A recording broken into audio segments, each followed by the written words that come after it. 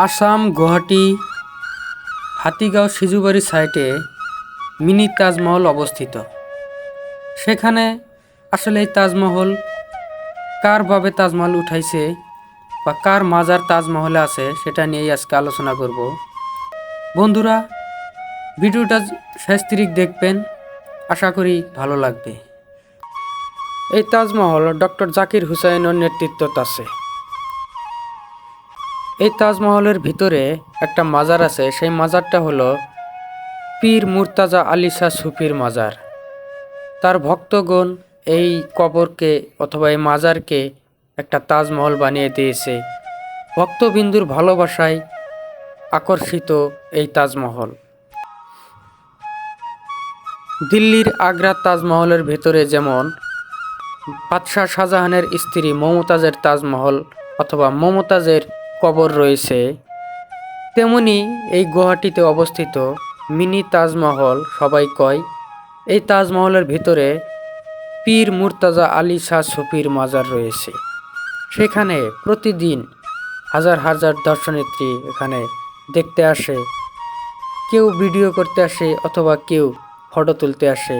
Actually এই আকর্ষিত মাজার একমাত্র পীর মুর্তাজা আলী শাহ সুফির মাজার। যে সকল ব্যক্তিরা এই মাজারের সাথে জড়িত হয়ে এই মাজারটাকে একটা তাজমহল নামে পরিণত করেছে, তাদেরকে জানাই অসংখ্য ধন্যবাদ। কারণ এমন আকর্ষিত মাজার অথবা তাজমহল আমাদের আসামে অবস্থিত, শুনে সবাই মুগ্ধ হয়ে গেলাম। বন্ধুরা, ভিডিওটা ভালো লাগে থাকলে অবশ্যই চ্যানেলটিকে সাবস্ক্রাইব করবেন। গুগলে সার্চ করেও এই পীর মুর্তাজা আলী শাহ সুফির কোনো বায়োডাটা পাওয়া যায়নি। এটাই আক্ষেপের বিষয়, কেননা এত বিশাল বড় একটা মানুষের মাজার অথবা তাজমহল, তার নামে গুগলে কিছু বায়োডাটা থাকা অথবা বায়োগ্রাফি থাকা উচিত ছিল।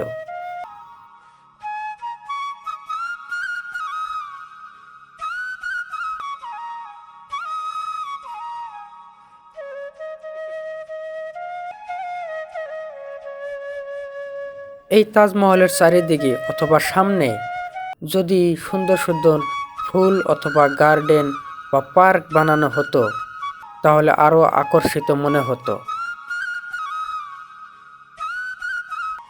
আমি একজন ইসলাম ধর্মের মানুষ, ধর্মের প্রতি আরও শ্রদ্ধা বেড়ে গেল।